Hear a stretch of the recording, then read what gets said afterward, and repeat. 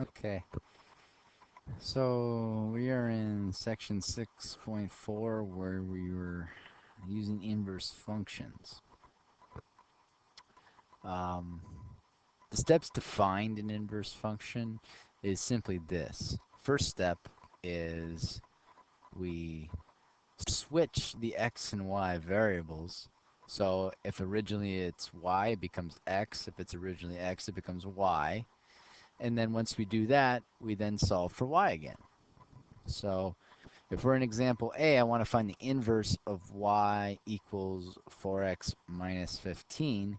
So all I'm going to do is switch my x and y. So it becomes x equals 4y minus 15. Once I do that, I'm just going to solve for y. So I'm going to add 15 to both sides, which gives me x plus 15 equals 4y. And I'm going to divide everything by 4, so I got x plus 15 divided by 4 equals y. So the inverse of y equals 4x minus 15 is y equals x plus 15 all over 4. Same method I would use for solving, finding the inverse for b. I'm going to say then x equals negative 2y minus 4 all divided by 11. So I'm going to multiply both sides by 11. So this cancels, this cancels. So that means I got to multiply here. So now I got 11x equals negative 2y minus 4. I'm going to add 11 to both, or not 11, I'm going to add 4 to both sides. So it gives me 11x plus 4 equals a negative 2y. I'm going to divide both sides by negative 2. So now I have 11x plus 4 divided by negative 2 equals y.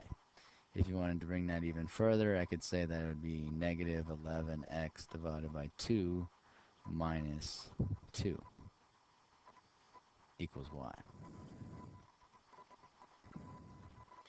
Here is another way of solving for the inverse function if you wanted another way to solve it. If you were looking for like a function of f of x and g of x to prove that both of them were inverses of each other. If you were to take the g of x of f of x and end up equaling x to both of them, then we could prove that both of them are inverse functions. But another way of doing this would be just to solve for one and see if it comes out as g of x. So I'm just going to say f of x is the same as y, so I'm going to say x equals 5y minus 12, and then I'm going to solve for y. So I'm going to say x plus 12 equals 5y, and then I'm going to divide both sides by 5, so I got x plus 12 all divided by 5 equals y. If I separate my 5's here, this is the same as 1 over 5x plus 12 over 5 equals y.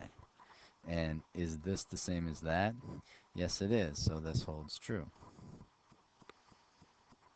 If I look at b, doing the exact same thing, I'm going to say x equals 4y squared plus 10. So I'm going to go x minus 10 equals 4y squared, dividing by 4. So I got x minus 10 all divided by 4 equals y squared. Then to get this squared off of this y, I'm going to take everything by the square root. So the square root of x minus 10 divided by 4 equals y. Now, is this the same as that? Yes, it is, so it checks out. Another thing that you can tell if something is a inverse function is by doing what is called the horizontal line test. The horizontal line test states that if you look at a graph of its regular function and you can cross two or more points to that specific function, we can say um, that the function will not have an inverse, or the inverse won't be held true. So, like, for example, if I had a graph that looks something like this, it does not, it only passes through at one point during the horizontal line test. it would it would be an inverse. For this to be non-inverse, it would have to look something kind of like this. And to see how the horizontal line test, it crosses at 2 points here, then it is, the inverse would not be a function. So let's look at this graph here. What I want to do is I'm going to make a table. And I'm going to use, let's just use -2, -1, 0,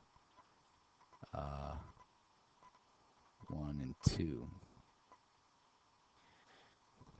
So here, if I put my x is -2, -2 squared is 4, times that by 2 is 8, minus 4 is 4. Now if I had -1 squared, that's 1, 1 times 2 is 2, 2 minus 4 is -2. 0 times 2 is 0, minus 4, that gives a -4. And if I had 1 squared is 1, that's 2, that would be what, -2, and this would also be 4. So I'm going to plot those points. So I got -2 and 1, 2, 3, 4. I got -1 and -2. I got 0 and -4. And there's some of those points. So I want to connect those points. Looks like something kind of like this. I noticed that in my horizontal line test, this would not, this does not pass because it passes through 2 points. So this particular inverse would not be a function. Okay. Last thing here for inverses is to find